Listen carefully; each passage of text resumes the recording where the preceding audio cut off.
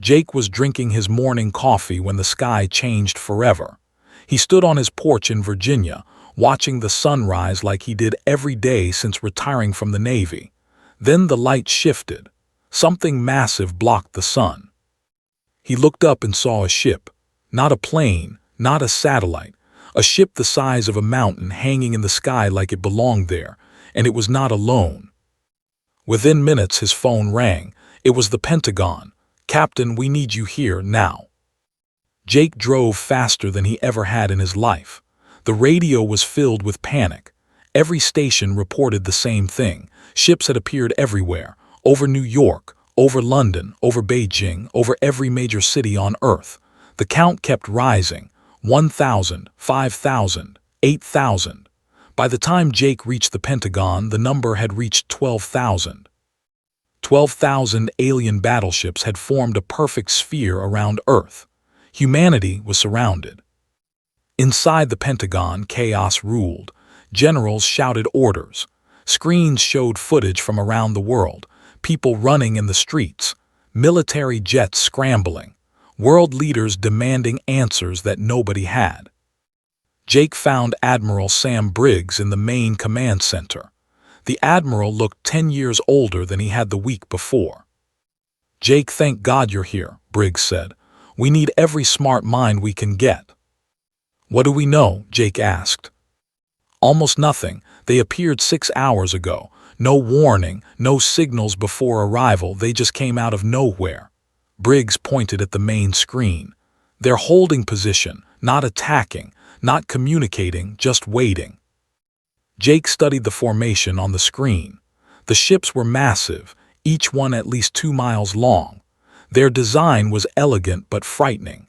Dark metal hulls covered with weapons that Jake could not even begin to understand. "They're confident," Jake said quietly.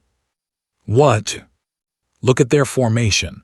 They're too close to us, too close to each other. They're not expecting a fight. They think this is already over."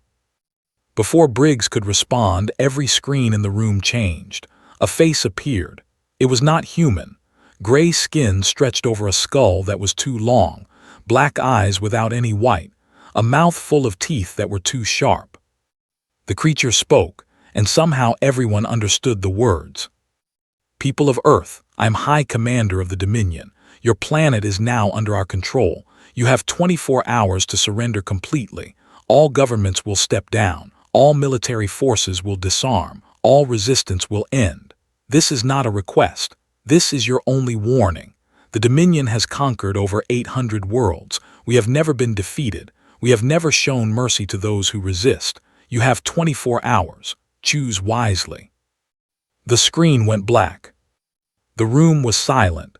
Jake looked around at the faces of generals and advisors. He saw fear. He saw confusion. But he also saw something else. He saw anger. Across the world, the same scene played out. Leaders gathered, people panicked, but something strange began to happen. Old enemies started talking. Russia called America. China called Japan. India called Pakistan. For the first time in human history, every nation on Earth faced the same threat. Lisa Grant, the Secretary General of the United Nations, called an emergency meeting. Within hours, leaders from every major nation appeared on screens in the UN headquarters. They argued. They shouted. They blamed each other for things that no longer mattered. Finally, Lisa raised her hand for silence. "Enough," she said. Her voice was calm but strong. "We can fight each other later. Right now, we need to decide one thing. Do we surrender or do we fight?" The Russian president spoke first. "They have 12,000 ships. We have nothing that can touch them. What choice do we have?" "We always have a choice," Lisa replied. "The question is whether we have the courage to make it." The Chinese premier leaned forward. "If we fight, we will lose. Millions will die, perhaps billions." "And if we surrender?" Lisa asked. "What happens then? Do you think they will treat us kindly? Do you think they will let us live in peace? They called us a conquest. We will be slaves. Our children will be slaves. Our will be slaves." The room fell silent again. Jake was watching the meeting on a screen in the Pentagon. He turned to Admiral Briggs. "She's right," Jake said. "Look at what that thing said. 800 worlds conquered, never defeated, never showed mercy.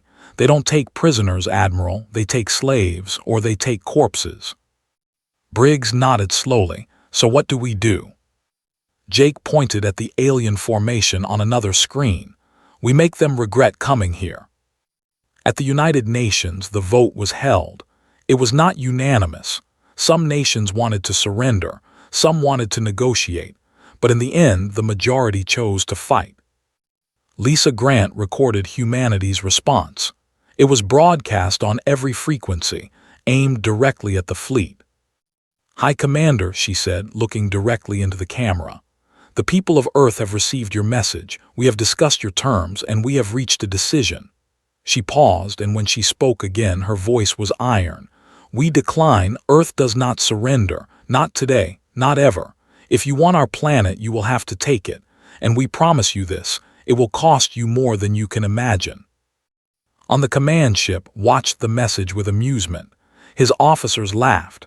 A primitive species with no space fleet, no planetary shields, and no hope was threatening them. It was almost cute. "They are brave," one officer said. "Stupid but brave." Smiled, showing his sharp teeth. "Let us teach them the price of bravery. Target the city called New York. Destroy it.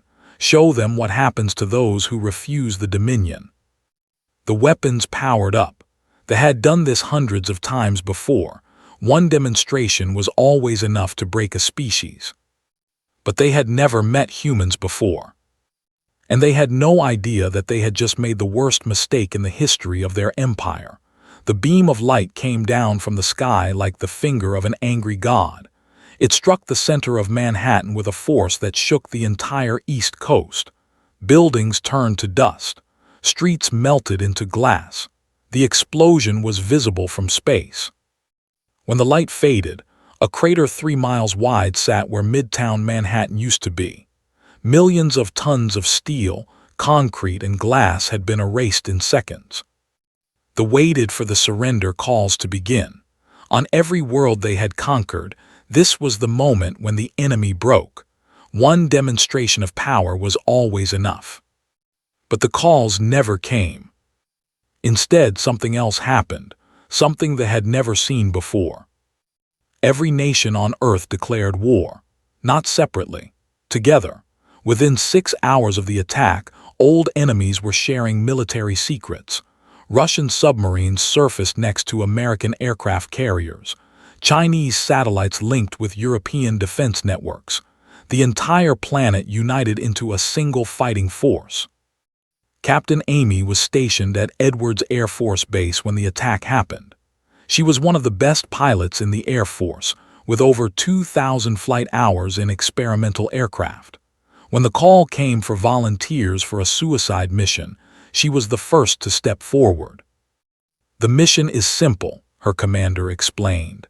"We modified 12 jets to carry nuclear weapons.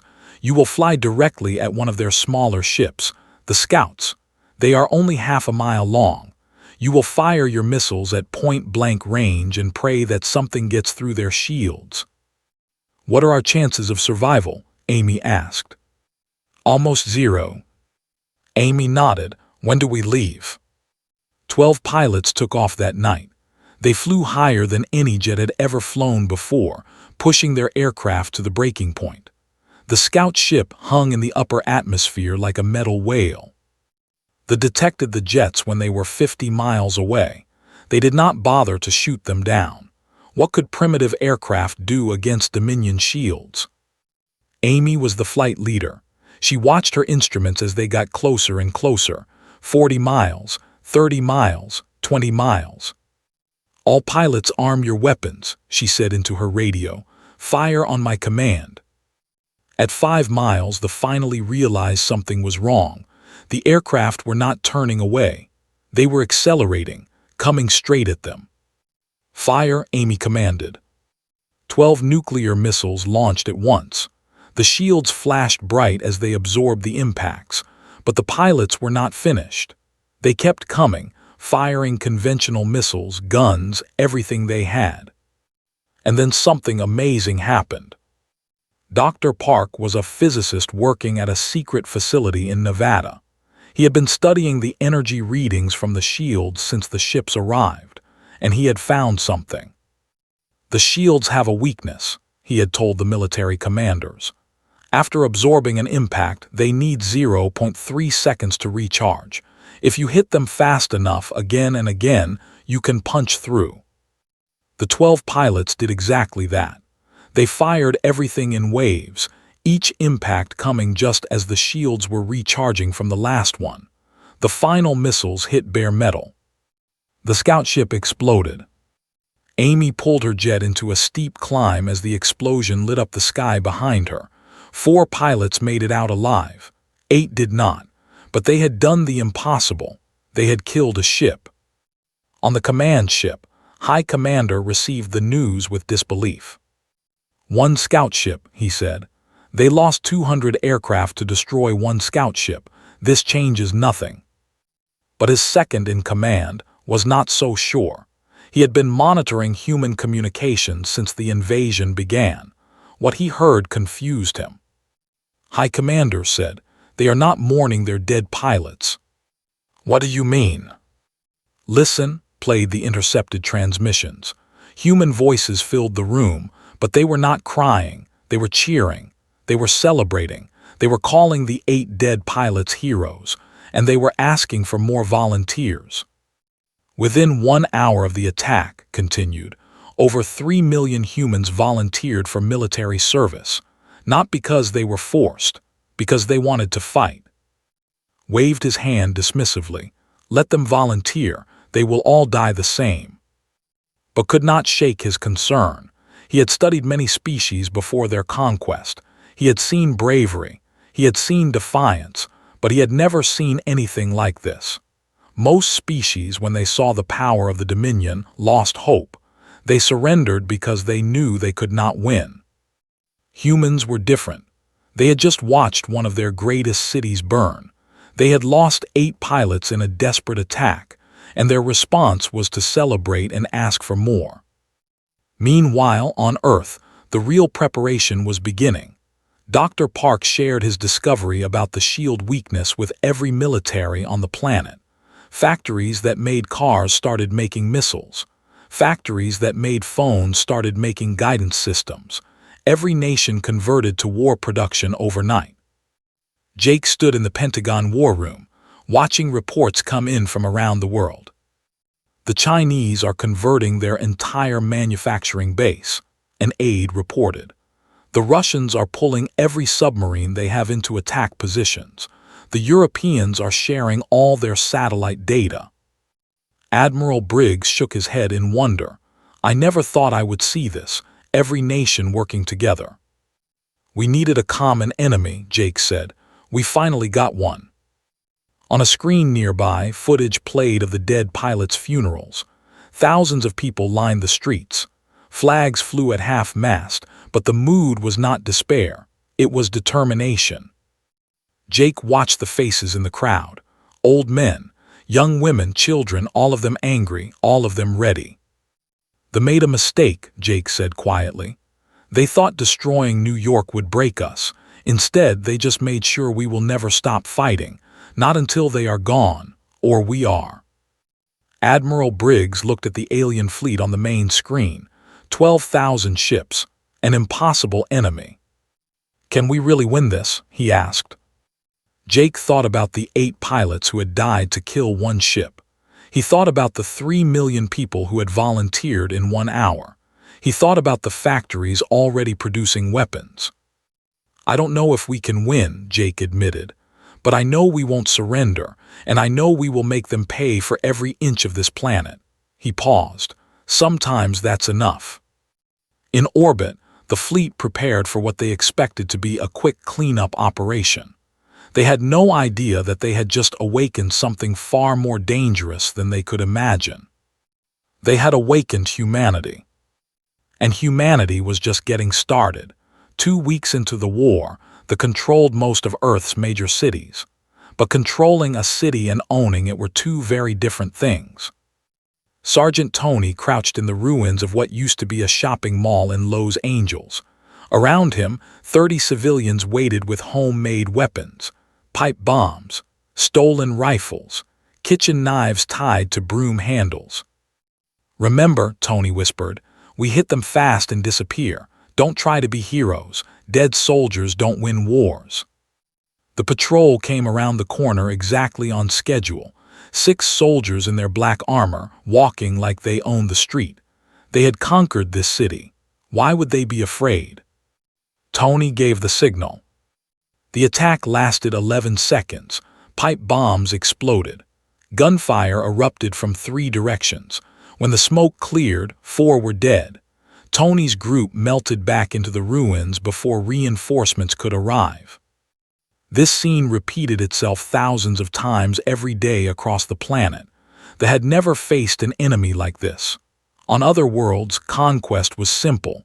Destroy the military, take control of the government. The people would obey. But humans refused to obey. Every building became a potential ambush. Every civilian was a potential soldier. They could not tell the difference between a farmer and a fighter, because often they were the same person. In what used to be Chicago, a high school teacher named Cole ran an underground hospital. The basement of a destroyed library had become a place of healing and hope. "We need more bandages," one of her volunteers said. "Tear up the curtains," replied. "We'll make them work." A young man was carried in, his leg torn by shrapnel. Had been a biology teacher 3 weeks ago. Now she was performing surgery by flashlight. "You're going to be okay," she told the young man. "We're going to take care of you." He grabbed her hand. "Did we win today?" "We're still fighting," said. "That means we're winning." Every night, broadcast a message on hidden radio frequencies.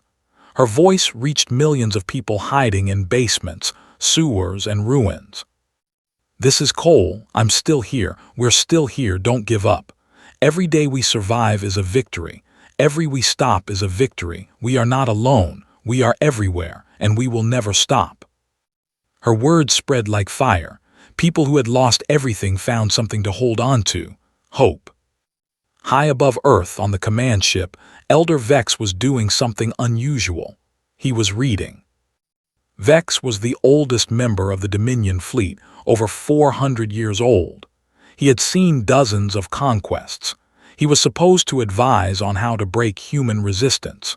Instead, he found himself fascinated by human history. They had captured human libraries, databases, and archives. Vex read everything he could find, and the more he read, the more afraid he became. He requested a meeting with the War Council. "I have studied the humans," Vex announced to the assembled commanders. "I have read their history, I have analyzed their behavior, and I must tell you something important. We have made a terrible mistake." Laughed. "What mistake? We have conquered their cities, we control their skis, they are fighting with rocks and stolen weapons." "And they are winning," Vex said quietly. The room went silent. "Look at the numbers," Vex continued. "In 2 weeks we have lost 200 ships, 200. We have never lost that many in an entire conquest before. We expected to lose none." "They got lucky," a commander said. "They found a weakness in our shields." "They did not find it by luck," Vex replied. "They studied us, they experimented, they learned, and they shared that knowledge with every human on the planet within hours." He paused. "Do you know how long it took the Dominion to develop interstellar travel? 8,000 years. Humans went from their first powered flight to landing on their moon in 66 years. 66. They do in decades what other species take to achieve." Vex activated a display showing human history. Images of war after war filled the screen. "This species has been fighting itself for over 200,000 years, Vex said. "They have survived ice ages that killed most life on their planet. They have survived plagues that killed half their population. They created weapons that could destroy their entire world, and they used those weapons on their own kind. They have never known peace, War is not something they do. War is what they are. Commander leaned forward. If they are so dangerous, why did they never leave their planet? Why do they have no space fleet? Because they were too busy fighting each other, Vex answered. They have been divided into hundreds of nations, speaking thousands of languages, worshipping different gods. Their own divisions held them back. He let his words sink in. Until we arrived, we gave them something they never had before, a common enemy. We united them. Stood up angrily. Enough, we will simply destroy them all, burn the planet, leave nothing alive. That will take months, Vex said. Our weapons are not designed for total planetary destruction. While we burn one city, they will be building weapons in another. And every day that passes, they learn more about us. They have already figured out how to board our ships. Last night, they captured a corvette and took its crew prisoner. They are studying our technology, learning our weaknesses. The room was silent for a long moment. Then Vex delivered his final warning. The 800 worlds we conquered were peaceful species. They had evolved beyond violence. When they saw our power, they surrendered because fighting was not in their nature. He pointed at the images of human wars still playing on the screen. But humans never evolved beyond violence. They perfected it, and we just gave them a reason to turn all of that violence against us. As if to prove his point, alarms suddenly blared throughout the ship. A report came in that made blood run cold. 47 battleships had just exploded simultaneously. Human forces had coordinated attacks across 6 continents, hitting the ships at the exact same moment, overwhelming shields that had never been breached before. The war had just changed, and they were no longer sure they could win. 1 month after the invasion began, humanity unveiled its greatest secret. Colonel Nick Santos stood on the surface of the moon, looking up at Earth. Behind him, hidden inside a crater on the dark side, was a military base that no one outside the highest levels of government knew existed. "Lunar Base Alpha is ready," Nick said into his communicator. "All weapons are online." The base had been built over a decade, piece by piece, hidden from the public and from any watching eyes. It was meant to be a defense against unknown future threats. Now that threat was here. "Fire when ready," came the reply from Earth. Nick gave the order. Missiles launched from the lunar surface, accelerating toward the fleet. The aliens never saw them coming. Their sensors were focused on Earth, not on its moon. 12 more ships exploded. On the command ship, High Admiral received the news with cold fury. She had arrived 3 days earlier with 3,000 reinforcement ships. The Dominion had never needed to send reinforcements before. Her presence was already an admission of failure. "They have a base on their moon," her aide reported. "We never detected it." "Destroy it," ordered. "We cannot. They have buried it too deep. Our weapons cannot reach it without landing ground forces." Gripped the arms of her command chair. This was not how conquest was supposed to work. The enemy was supposed to break. The enemy was supposed to surrender. Instead, humans were getting stronger. She reviewed the numbers. In 1 month, the Dominion had lost over 1,400 ships. They had never lost that many in any war, ever. The mighty fleet, which had conquered 800 worlds, was bleeding. And the humans were just getting started. Dr. Laura had not slept in 4 days.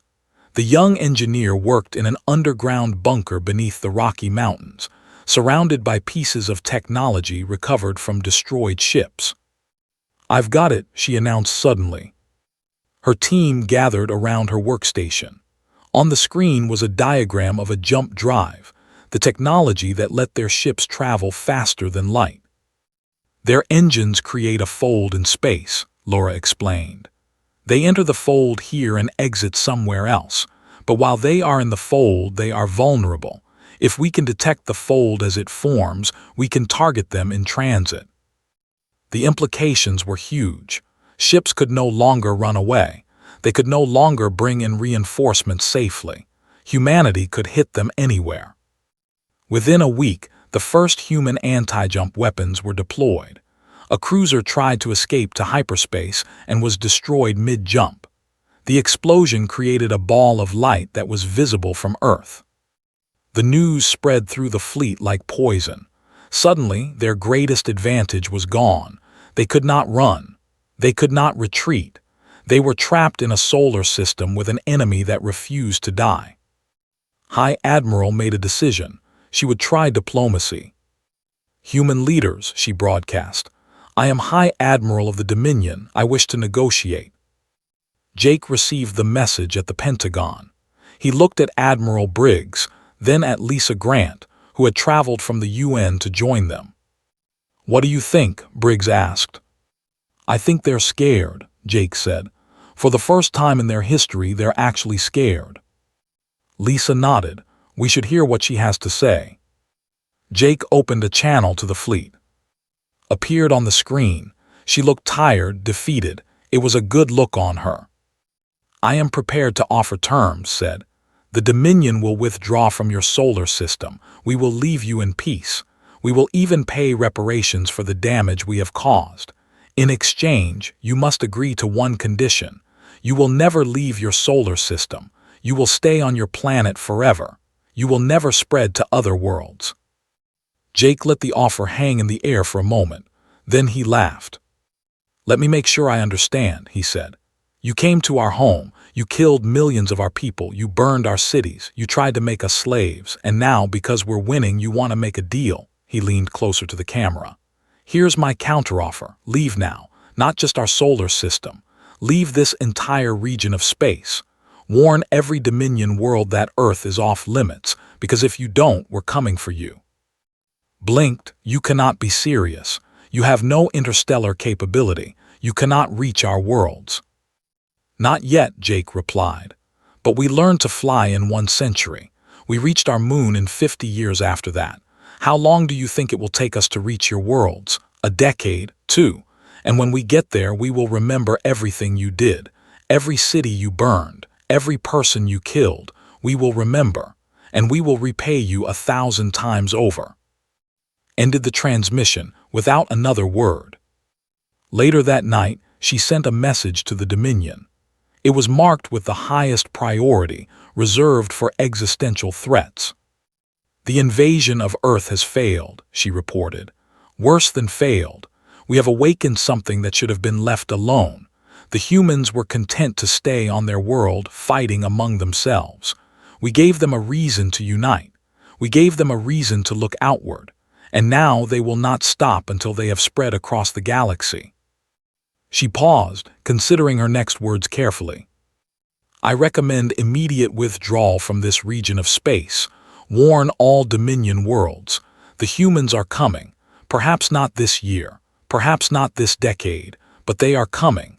And the Dominion is not ready for what they will bring." On Earth, Jake read a decoded copy of his message. He smiled. "They finally understand," he said. Lisa Grant stood beside him, looking at a map showing human forces pushing the back on every front. "What happens when this is over?" she asked. "When they leave?" Jake pointed at the stars visible through the window. "Then we go out there. We find out what else is waiting, and we make sure no one ever threatens Earth again." For the first time in human history, the planet was truly united. And for the first time, humanity was looking beyond its own world, not as explorers, not as tourists, as conquerors. They had taught humanity well, and now humanity would take those lessons to the stars. 3 months after the first ships appeared, humanity launched its final offensive. Jake stood in the command center of a converted aircraft carrier, watching screens that showed the entire battle. Above Earth, 6,000 ships remained. They had started with 12,000, received 3,000 reinforcements, and lost 9,000 to human resistance. 9,000 ships. It was more than the Dominion had lost in all its previous wars combined. "All forces report ready," an aide announced. "Lunar batteries are charged. Orbital strike teams are in position. Ground-based missiles are armed." Jake looked at Lisa Grant, who stood beside him. She had refused to stay in a bunker. If humanity was going to fight its final battle, she wanted to be part of it. "Give the order," she said. Jake nodded. "All forces begin Operation Liberty, fire at will." The sky lit up. From the moon, from hidden bases on Earth, from submarines and aircraft and converted cargo ships, weapons fired into space. Thousands of missiles, each one carrying the hope and anger of humanity, streaked toward the alien fleet. Captain Amy was leading the orbital assault. She had survived the first attack on the scout ship. She had lost friends, watched cities burn, and fought in a dozen battles since then. This would be her last mission. Her ship, a captured corvette modified with human weapons, led a squadron of similar vessels. They punched through the outer line of defenders and headed straight for the command ship. "All pilots stay tight," Amy ordered. "We take out their flagship, we cut off their head." High Commander watched the humans coming. He had been disgraced since arrived, but had retreated to the rear after sending her warning to the was still in command of the remaining forces. "They are brave," admitted. "I will give them that. They face certain death and they do not hesitate." His aide pointed at the tactical display. "Commander, we are losing ships faster than we can track. Our shields are failing across the fleet. The humans have improved their weapons again." Made a decision. If he was going to lose, he would take the humans with him. "Set a collision course for Earth," he ordered. "Maximum speed. We will crash this ship into their planet. If we cannot conquer them, we will destroy them." The massive flagship began to move, accelerating toward the blue planet below. Amy saw what was happening. The flagship was heading straight for Earth. A ship that size, hitting at that speed, would cause an extinction event. It would be worse than the asteroid that killed the dinosaurs. "All squadrons focus on the flagship," she commanded. "We have to stop it." Her pilots threw everything they had at the massive ship. Missiles exploded against its hull. Energy weapons carved trenches in its armor, but the ship kept going. Amy looked at her own vessel. It was small compared to the flagship, but it might be enough to change the ship's course. She opened a channel to the fleet. "This is Captain Amy. The flagship is on a collision course with Earth. I can stop it, but I won't be coming back." She paused. "It's been an honor flying with all of you. Tell the world we didn't give up. Tell them we never stopped fighting." She cut off her communications and aimed her ship at the flagship's main engine.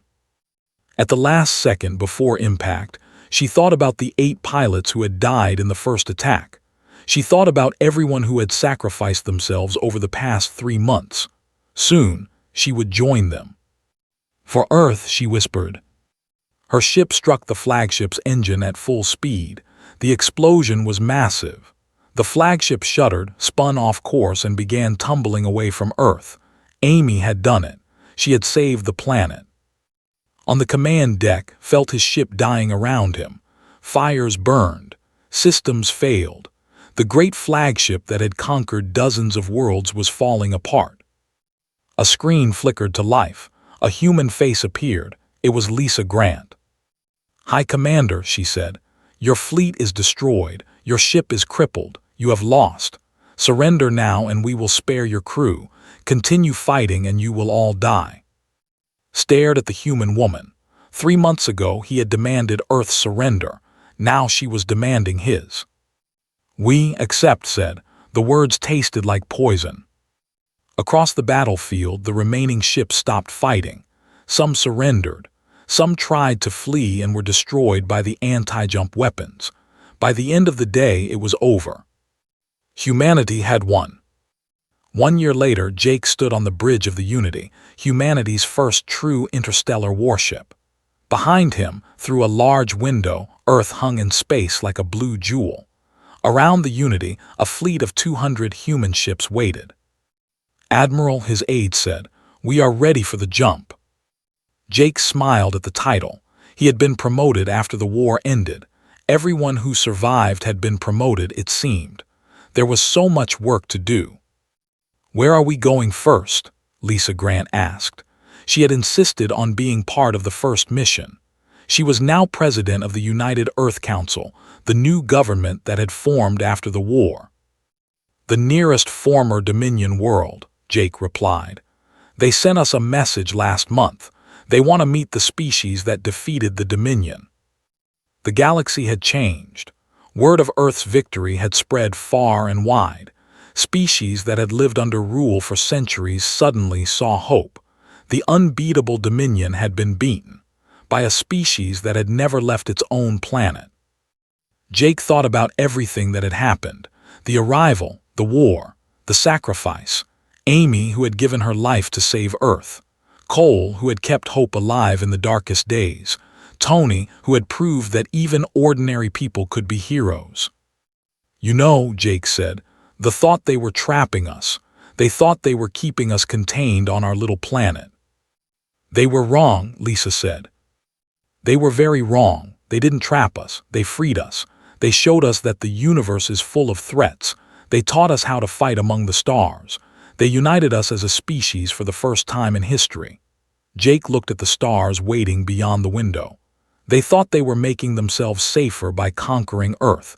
Instead, they introduced the galaxy to humanity. He gave the order. "Jump!" The fleet vanished into hyperspace, carrying humanity toward a future that no one could have imagined 3 months ago. Behind them, Earth continued its endless spin, no longer alone in the universe. They had come with 12,000 ships to conquer a primitive planet. They had made a deadly error, not because humans were stronger, not because humans were smarter, but because humans never gave up, never surrendered, never stopped fighting. And now, thanks to the humanity was no longer content to stay on one small world. The universe was waiting, and humanity was coming. Ready to explore, ready to make friends, and ready, if necessary, to make war.